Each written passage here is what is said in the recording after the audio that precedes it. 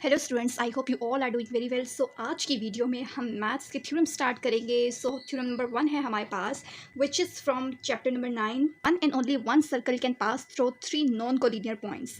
Collinear points क्या होते हैं बच्चों? ऐसे पॉइंट्स जो एक ही लाइन पर लाई करते हैं। नॉन कोलिनियर पॉइंट्स जो एक लाइन पर लाई नहीं करते। Okay, so as you can see in this diagram we have 3 points A, B and C and these are not lie on the same line. ठीक है, हमारे पास एक सर्कल गिवन है, इस पे हमने 3 नॉन कोलिनियर पॉइंट्स ले लिए हैं। नॉन कोलिनियर पॉइंट्स क्यों? क्योंकि ये सर्कल पे 3 पॉइंट्स हमने लिए हैं एक लाइन पे। जब भी हम किसी एक ही लाइन पे 3 पॉइंट्स लेते हैं तो इसे कोलिनियर कहते हैं। अब चूंकि ये एक लाइन पर नहीं है, एक यहाँ पर है, एक यहाँ पर है और एक यहाँ पर है, तो इसका मतलब है कि ये 3 नॉन कोलिनियर पॉइंट्स हैं। इन तीनों पॉइंट्स को हमने ज्वाइन कर दिए हैं, तो ये हमारे पास 2 कॉर्ड्स बन गई हैं, A to B and B to C.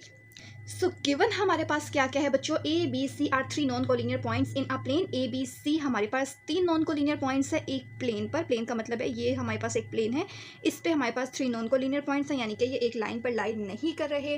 Proof हमने क्या करना है? One and only one circle can pass through 3 non collinear points A B and C. हमने ये प्रूफ करना है कि हमारे पास सिर्फ एक ही सर्कल होगा जो 3 नॉन कोलिनियर पॉइंट्स को पास करेगा।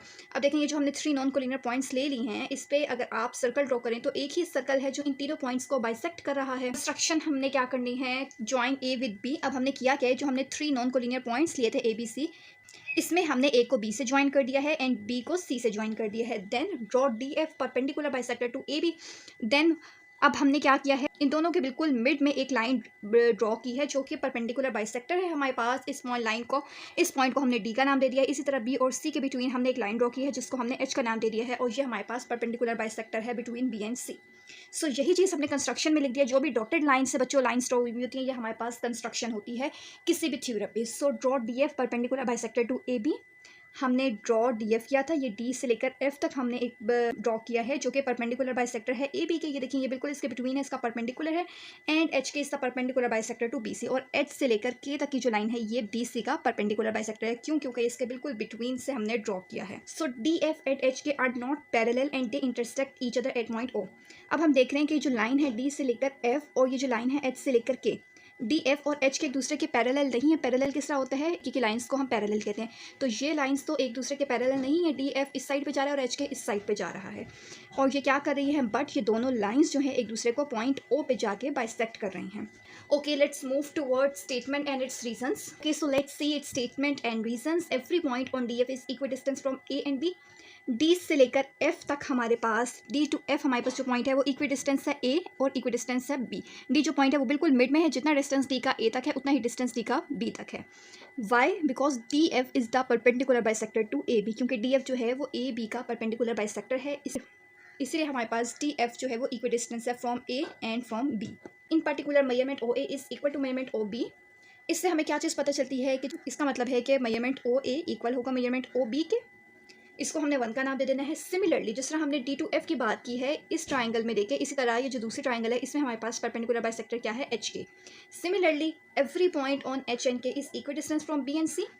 एच टू के हमारे पास इक्वी डिस्टेंस होगा बी से और सी से। वाई? बिकॉज एच जो है वो परपेंडिकुलर बाइसेक्टर है हमारे पास बी सी का। एच हमारे पास मिड में, तो जितना डिस्टेंस एच का बी से है उतना ही डिस्टेंस एच का सी से होगा। सो इसी तरह मेजरमेंट ओ बी हमारे पास इक्वल हो जाएगा मेजरमेंट ओ सी के। इसको हमने 2 का नाम दे देना है। Now as you can see, O is the only point common to DF and HK which is equidistant from A, B and C. अब so DF और HK में कॉमन पॉइंट क्या है? O, और O का डिस्टेंस जो है वो O to A, O to B, O to C equal है, सेम है। तो measurement O A is equal to measurement O B is equal to measurement O C. जैसा कि हमने पॉइंट 1 एंड 2 में एक्सप्लेन किया था, तो इसका मतलब है मेजरमेंट ओ ए इक्वल होगा मेजरमेंट ओ बी के और ओ बी इक्वल है ओ सी के। सो ये तीनों पॉइंट्स को हमने लिख दिया है by using 1 and 2। However there is no such other point except O. इसके अलावा अगर हम अपनी डायग्राम में देखें, हमारे पास इस डायग्राम में कोई भी पॉइंट ऐसा नहीं है जो कॉमन हो एक्सेप्ट ओ। सिर्फ ओ ही वो पॉइंट है जो डी से लेकर एफ और एच से लेकर के वाली लाइंस को आपस में बाइसेक्ट कर रहा है, इसमें कॉमन आ रहा है। इसके अलावा कोई भी ऐसा पॉइंट्स नहीं है जो इन 2 लाइंस को आपस में बाइसेक्ट करे या इन दोनों पॉइंट्स में सेम हो। Hence a circle with center O and radius OA will pass through A, B and C. So O ही हमारे पास सर्कल का सेंटर है, so radius हमारे पास क्या बनेगा? OA। लास्ट में हमारे पास क्या आ जाता है? Ultimately there is only one circle which pass through A, B and C.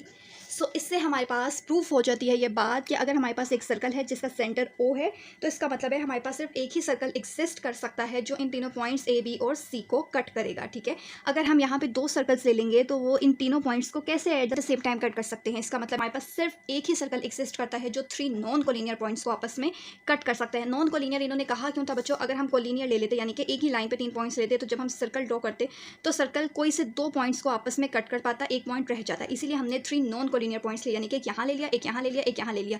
ये तीनों एक ही लाइन पर लाइन ही कर रहे। अगर आप इनकी लाइन ड्रॉ करें, एक यहाँ है, एक यहाँ है, ठीक है। सो इसी तरीके से हमने एक सर्कल लिया था, उसमें 3 नॉन कोलिनियर पॉइंट्स लिए थे, तभी हम कहते हैं कि ऐसा सर्कल जिसका एक हम सेंटर ले लें तो वो 3 नॉन कोलिनियर पॉइंट्स को आपस में बाइसेक्ट करता है या फिर पास करता है। सो आई होप आपको आज की वीडियो अच्छी लगी होगी और थ्योरम नंबर 1 बहुत ही अच्छे से समझ आ गया होगा। अगर आप चाहते हैं कि हम आगे भी इसी तरह थ्योरम्स पे वीडियोस बनाते रहें तो प्लीज़ कमेंट सेक्शन में ज़रूर बताइएगा। So if you like this video please like the video and don't forget to subscribe this channel.